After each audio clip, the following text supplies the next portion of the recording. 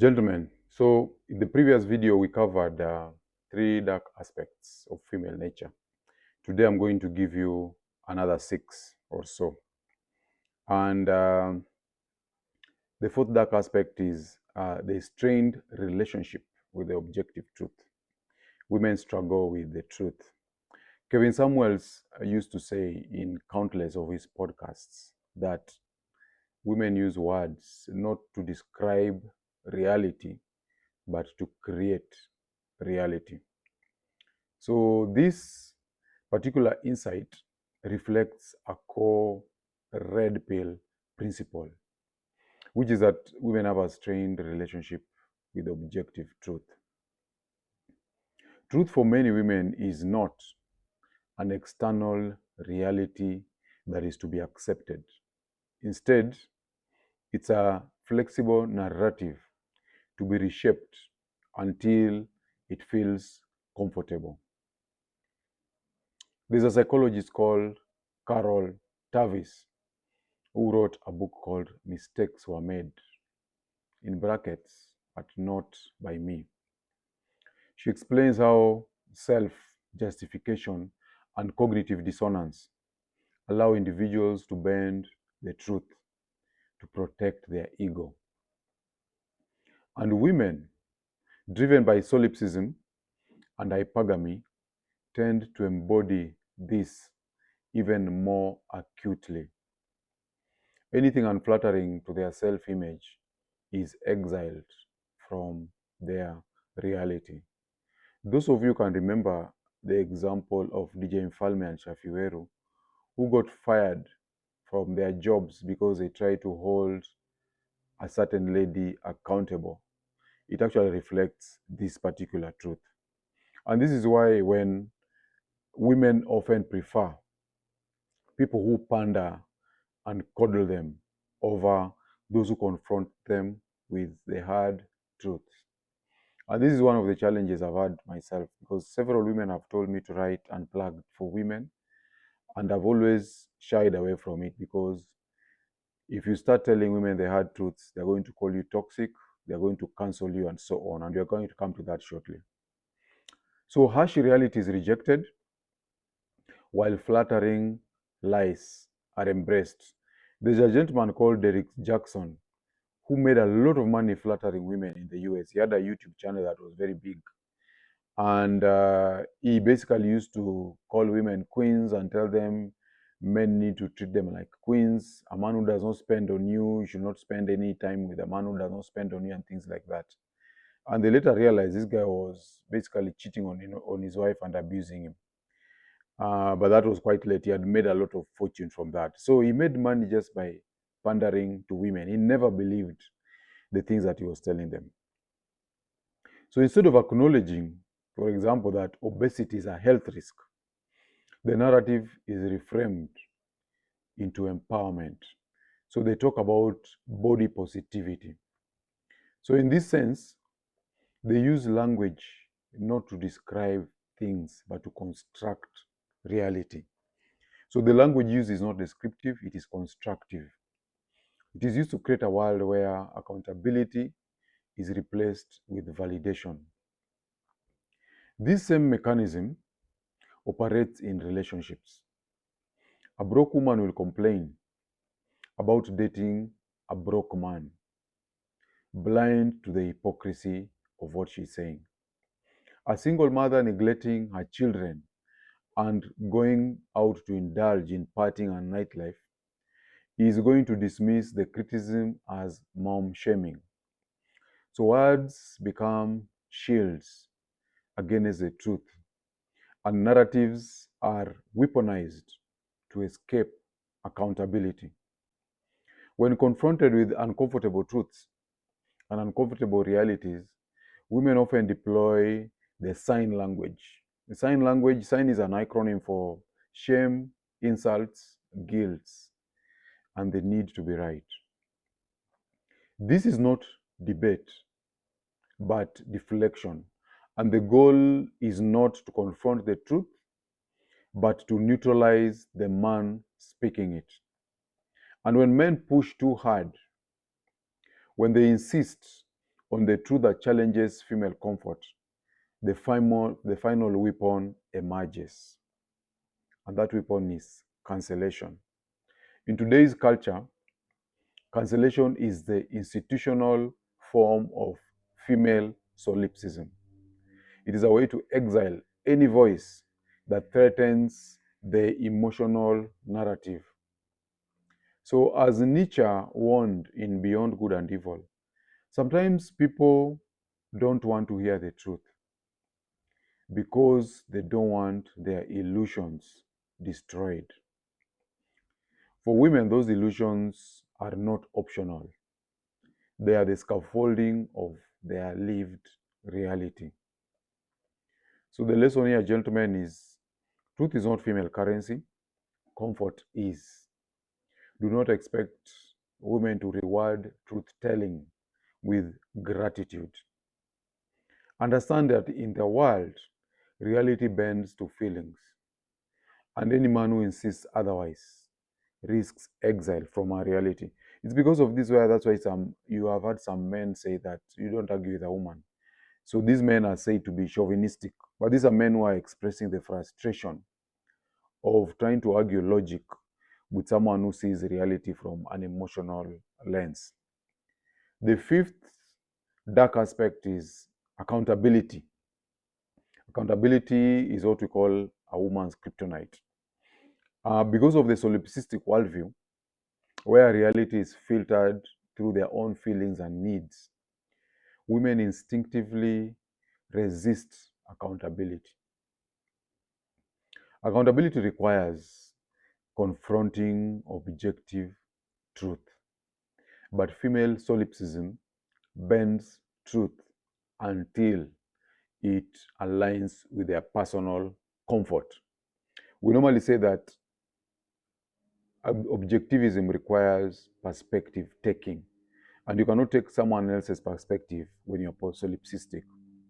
So this is why questions about their weight, their notch counts or body counts, or their choices are treated as attacks rather than honest inquiry.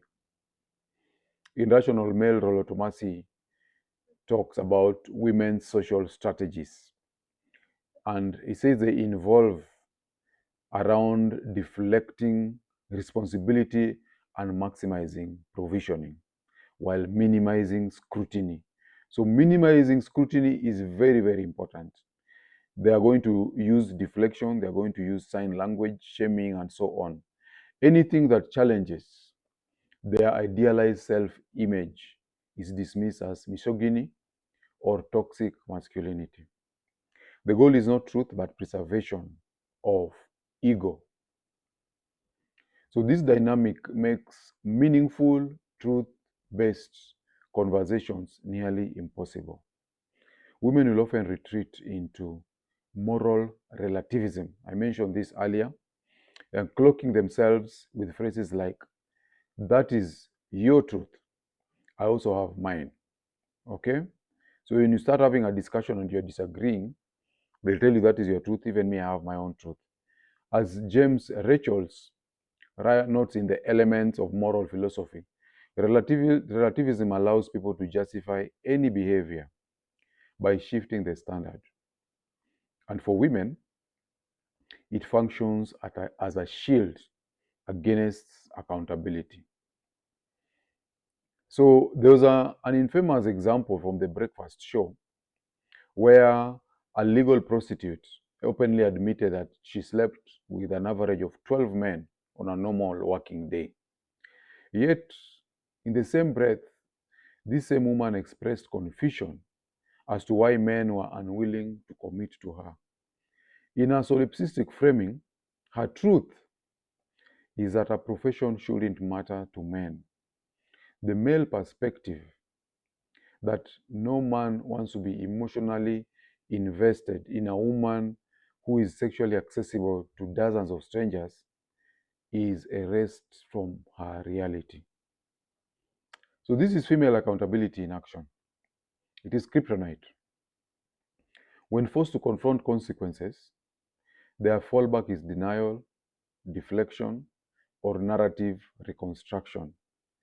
As Dalrock, who is a prominent red pill blogger, he once observed that for women, the standard is not whether something is true, but whether it feels affirming. Gentlemen, if you're enjoying this video, please take a moment to like, subscribe, and share it. When you subscribe, you'll always be notified when I drop new content. Also, when you like and share, you help this channel to grow, and more importantly, you help other men to discover the tools that they need to level up. So remember, when one man rises, we all rise. Now let's get back to the video. So gentlemen, you need to stop expecting women to hold themselves accountable. Social conditioning, solipsism, and a culture of validation ensures that they will. Okay, instead, hold yourself accountable, enforce your boundaries, and understand that any attempt to demand accountability from women will usually be met with hostility, rationalization, or outright cancellation. The sixth dark aspect of female nature is entitlement. And this is referring to the female or feminine expectation of an earned reward. So entitlement is one of the most corrosive dynamics men face in intersexual relationships today. Many women grow up believing that they are owed not just attention, but also resources, validation, and patience for their worst behavior. Why? Simply because they exist. Rollo tells us that this is a consequence of male thirst combined with female hypergamy.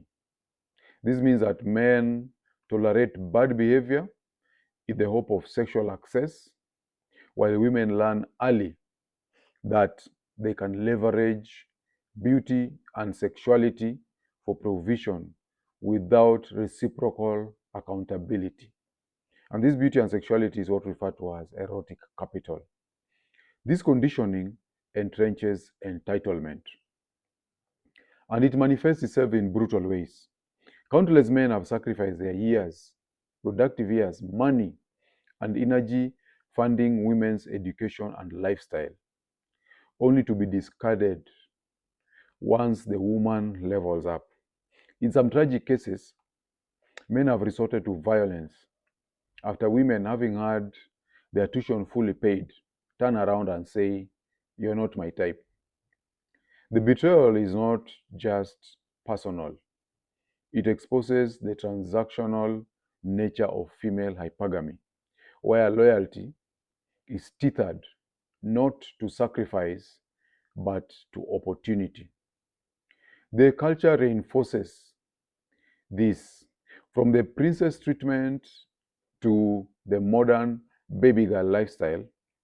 Many women expect men to provide indulgence while overlooking their selfishness, disrespect, and promiscuity. As Dr. Bamestia and Kathleen Voss argue in Sex, Power, and Money, female sexuality functions as a resource that men compete for. And when men refuse to enforce standards, women internalize entitlement as their default position. But reality eventually asserts itself. The wall, that point where youthful beauty fades, is a great equalizer. And this is why you find career women who are very accomplished nowadays, they are entertaining Ben 10s, young broke men, because the sexual marketplace value, when it declines, it goes to the level of the young men who have not yet maximized their potential. So a woman who once commanded free dinners, free drinks, and simping attention suddenly finds herself invisible. That's what the world does. And as the common saying goes, Women don't wake up until they are buying their own drinks at the bar. By then, entitlement collides with reality, often producing bitterness and resentment. So the lesson is stark. Entitlement thrives where men allow it. But by excusing poor behavior in exchange of the faint hope of intimacy, men perpetuate the very dynamic that undermines them. Rich Cooper tells us in Unplugged Alpha that you don't get what you deserve, you get what you negotiate for. So if men don't set boundaries, they don't set standards and enforce them, women will continue to feel entitled to take without giving. So stop rewarding entitlement. Hold the line, enforce boundaries, and learn that a woman's respect is earned not through indulgence, but through masculine sovereignty. The seventh aspect is that women don't downgrade. And this is about hypergamy and the fear of loss. One of the most brutal truths that men confront and men must confront is that women do not downgrade. Once a woman becomes accustomed to a certain standard of living, she resists, and often violently, any reduction in status, comfort, or lifestyle. This is not incidental. It is actually rooted in hypergamy, which you learn from David Bass, the father of evolutionary psychology. Because women will always seek the highest value male that they can secure. There's a story of a landlord who had a tenant in Kawangware, and this tenant had been unable to pay his rent for several months. So he was running into arrears. And he had a very beautiful young wife and some 2 children. So this landlord one time approached this young man and told him, bwana, wewe naona umejaribu lakini imeshindikana. Sasa mimi sina shida na wewe, nataka utoke kwa hii nyumba, sitaki kukusumbua, naona uko na bibi na watoto. Sasa wewe ndio utoke, lakini bibi na watoto wanaweza baki. Wewe uende ujipange, ukipata pesa ya kutosha ukuje umalize arrears ama ukuje uhame. Bibi na watoto au mimi sina shida nao. So when this guy asked his wife about this, the wife told him, it's okay, wewe enda tu ung'ang'ane, mimi nitabaki na watoto. When you are ready, you'll come back. So this actually reminds you about the fact that women don't downgrade. There's a landmark Harvard Review study by sociologist called Alexandra Kileward. She examined 45 years of marriage data in the US, and her findings were clear. Divorce rates spike sharply when husbands are not employed full-time. This was published in the American Sociological Review. Put simply, when men lose their jobs or businesses collapse, many women cannot or will not adapt to a lower lifestyle. They refuse to move to smaller houses, cheaper neighborhoods, or modest living. Instead, they begin to rationalize an exit. There was a message that went viral this week about a woman who, when she was going to work, she left a handwritten note to her husband who had lost his job. And she was telling the guy, just pack your things and go. I don't want us to even argue about this. When I come back, I should find you gone. I can no longer continue supporting an adult. Okay? So this research shows that job loss is one of the leading triggers of divorce today. Women will cling to lifestyles, even if it means affairs with the landlords, caretakers, or other men who can provide access to resources. So the principle is very simple. Women do not downgrade. Women hate downgrading. And this same pattern devastates young women who date married men. So once a woman has been exposed to the comforts, the gifts, and stability of an older provider, they become imprinted with a lifestyle that an ordinary young man cannot match. When these young men later pursue these women, they are dismissed as broke and inadequate because the standard has already been set too high by the older married men. Ezavila notes in The Manipulated Man that women are trained by society to pursue comfort and provision above loyalty, and once they're accustomed to that, they rarely regress. Okay? And that's why you find in Kenya, men are normally told, wanaume tafuteni pesa. Men look for money because it's a recognition of female hypergamy and the provincial status of money in relationships. Women may claim to value love or good men, but history and data prove that otherwise, and that is that lifestyle is the non-negotiable. So never expose a woman to a lifestyle that you cannot sustain. If you elevate her too high, she will internalize that standard as her baseline. And when you fall, she will not descend with you. She will live to find a man who can maintain or elevate her even further. The eighth one is women as tyrannical leaders. In intersexual dynamics, whenever the balance of power shifts in favor of the woman, whether this is in terms of higher income, or whether it's through a stronger personality or greater dominance, the man almost always suffers. In Kenya, we have the phrase kukaliwa, which means being sat on. It describes such men who are controlled, disrespected, and kept on a short leash by their women. And research, the earlier research I mentioned earlier by Alexandra Kileward of Harvard University, she found that marriages are significantly less stable when men are not employed full-time. Women may tolerate equality, but when they perceive themselves as stronger, richer, or more dominant, respect erodes quickly. Okay? And Rollo tells us that women cannot look up to a man that they must look after.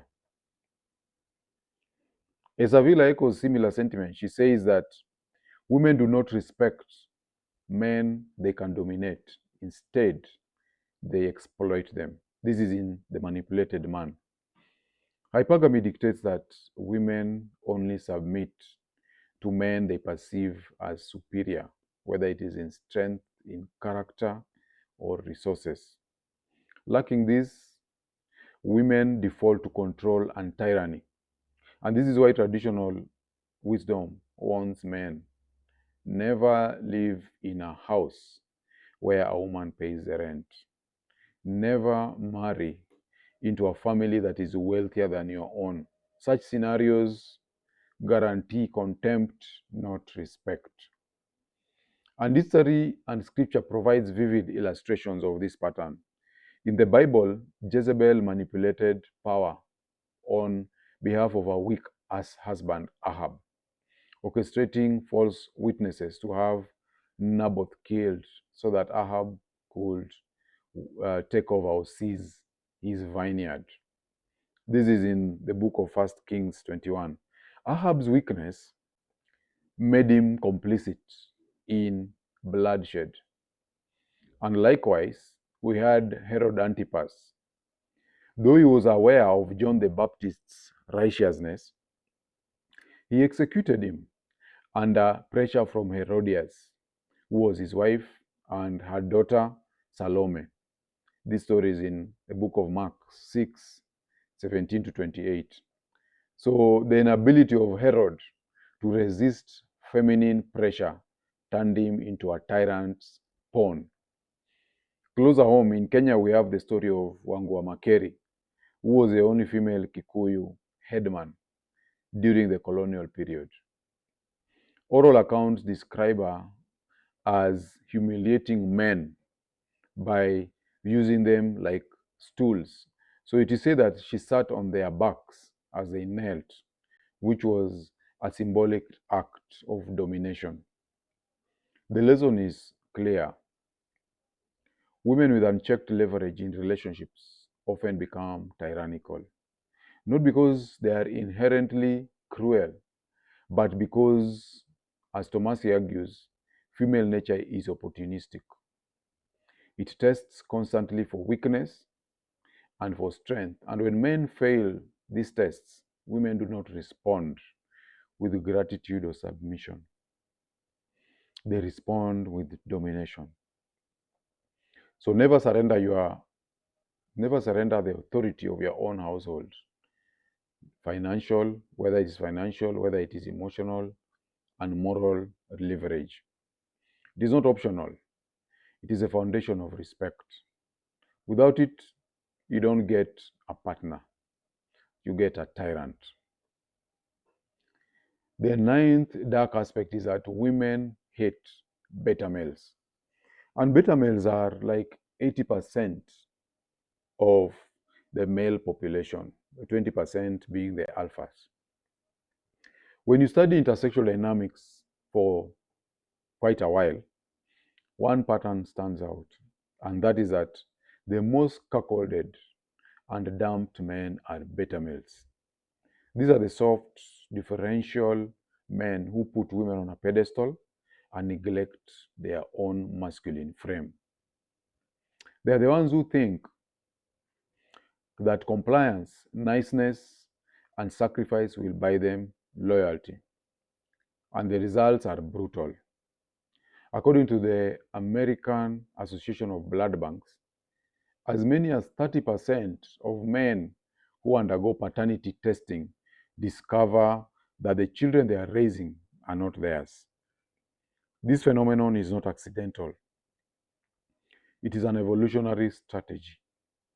As David Bass explains in Evolution of Desire, women evolved to maximize genetic and resource availability and security through dual mating strategies. And this is what we call hypergamy. The dual mating is in the sense that women secure genes from the men they find sexually desirable. These are the alphas. While at the same time, they extract resources and long-term investment from the stable, compliant men. These are the beta males. Okay? So remember that hypergamy is a hyper-dualistic mating strategy. It's 6 alpha facts and beta bucks.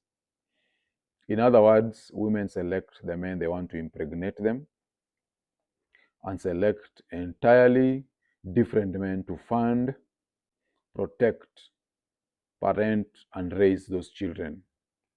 And this is where we talk about two forms of cuckoldry.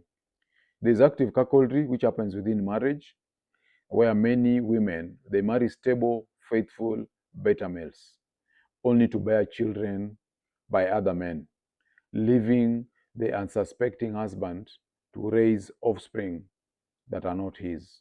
Chris Rock has joked about this. He says that men tell the most lies, but women tell the biggest lies. So a man will lie to you and tell you I was with Brayo, but a woman will tell you that this is your son. So then there's retroactive cuckoldry. There are women in their 20s, the party years. They have children with men that they desired but who refused commitment. Later in their 30s, they target compliant men to play stepfather. Such men are expected to fund lavish weddings, mortgages, and school fees, raising children who carry another man's DNA. In Manipulated Man, Esavilla says that women have no qualms exploiting this system. In fact, they behave as though it were righteous, as if they were doing God's own work. In Kenya, we have the phrase eating fair, which is another expression of this dynamic. Women extract resources from disparate, horny men, money for transport, for dates, for lavish holidays, only to ghost them, cheat on them, or humiliate them. This beta, the beta is useful so long as he complies with the feminine imperative. And that's why I urge guys, you need to know if you're a married man, does your wife see you as a beta male or as an alpha? Most men who are abandoned when they lose their jobs, most of the time it's because they are beta males. So it's in your own best interest to understand socio-sexual hierarchies and be situationally aware to know where you stand in the scheme of things. So the core truth is this: women don't respect beta males. They may tolerate them for provisioning, but never desire them. Female hypergamy ensures that women crave the alpha's genes while relegating betas to the role of the provider. As long as men refuse to understand this, they will remain fuel for a system designed to extract maximum benefit with minimum reciprocity. So stop playing the role of the compliant beta. Women don't love betas, they exploit them. Reclaim and refuse the bait of cuckoldry. You cede your resources and your sovereignty are not commodities to be given away. So, gentlemen, let's not sugarcoat it.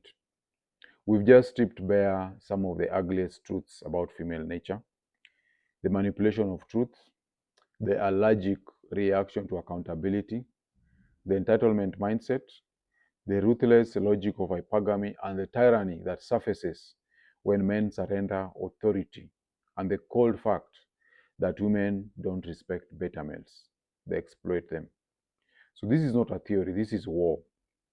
It is the battlefield you step onto the moment you deal with women in the modern world. And the casualties are everywhere. Divorced men paying alimony for kids they did not sire and they barely see. Stepdads raising another man's seeds, husbands blindsided by paternity fraud, and broken men who funded a woman's rise only to be discarded the moment she leveled up.